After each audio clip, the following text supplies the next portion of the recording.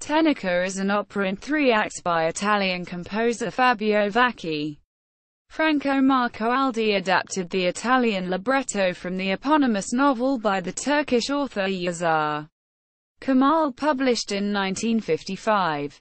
The opera was premiered on September 22, 2007 at the Teatro, alla Scala of Milan, conducted by Roberto Abbado. Set designs and costumes were by Arnaldo Pomodoro, and Ermanno Olmi was the stage director. It was staged until October 4, 2007, 7 times only. Running time is approximately 2 hours and 45 minutes. Synopsis. Act 1. Çukurova region in southern Anatolia, Turkey. In the 1950s, Rizal Efendi, who is standing in for the newly appointed Kaymakam until he arrives, is an honest man, but he is incapable of opposing the arrogance of the rice growers, who are pressing to obtain their seasonal permits. Threatened, he is playing for time when the doctor rushes in announcing that the Kaymakam has arrived. Fikri Ermakli, a young man in his first post, is greeted by the notables, headed by the rich Okçuaklu. The festive welcome clashes with the desolate picture of the countryside, described to one side by the peasant farmers. The very green young Kaymakam is easily swindled. However much the doctor may try to explain the damage caused by rice, mosquitoes and malaria, Ermakli re-enters in a very good mood, whistling Beethoven's Ode to Joy.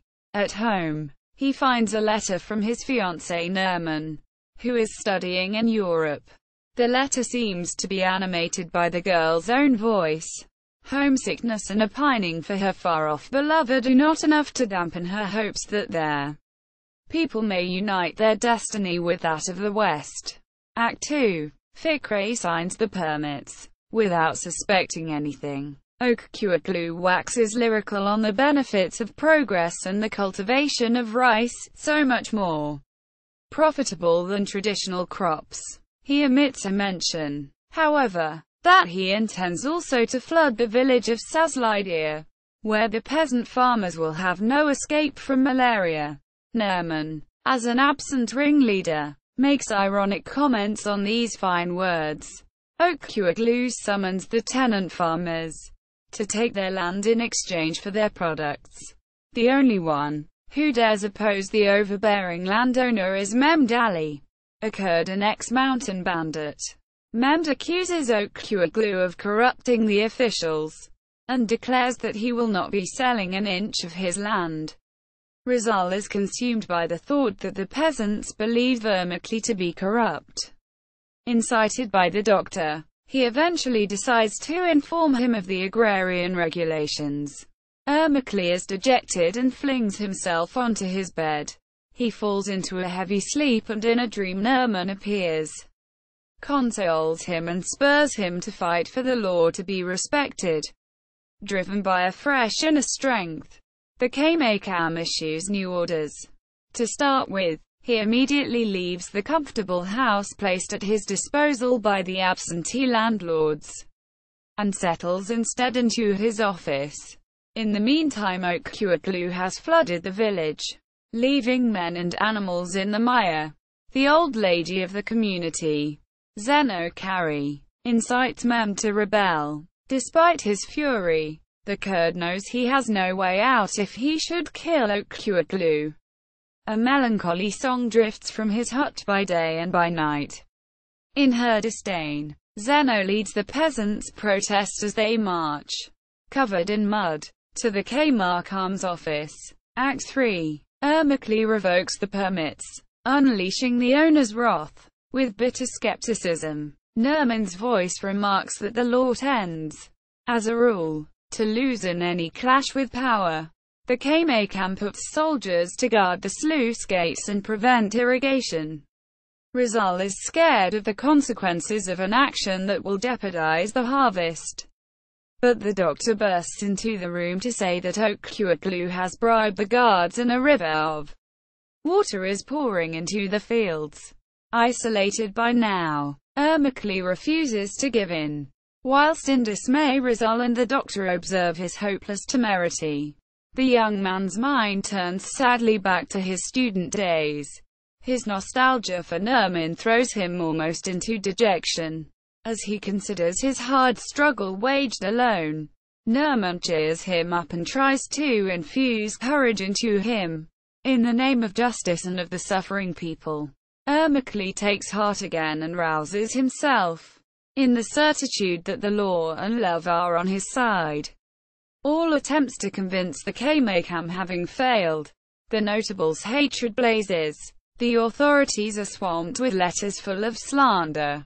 In the end, the growers decide to flood the fields without permission, whilst a delegation sets out for Ankara to obtain Ermakli's dismissal. At the same time, Zeno and the peasant women, covered in mud from head to foot, demand the right to live in human conditions. To save the village, the women have resolved to use their shovels to block the sluices. Okuaglu offers money to the peasants if they will leave their homes. Zeno urges the men to resist, but in vain. Resigned by now, the peasants accept the offer, and in exchange the landowner demands the immediate resumption of irrigation. The village, according to him, no longer exists. Mehmed alone, having resolved not to budge from his hut, will not yield to this blackmail. Meanwhile, Ermakli has been taken ill, as have the majority of the peasants. Men, women and children from the surrounding villages crowd around the surgeries. The notables return in triumph from Ankara, while an exultant crowd pours into the streets. The Kaymakam is to be transferred and Rizal will take up his temporary post again. Compelled to accept defeat, Ermakli departs, having decided to resume elsewhere the struggle for a more just world. He is ideally backed by the Kurd, Rizal and the doctor, as well as by Nermin, who feels certain that together they will come back to fight with their energy intact.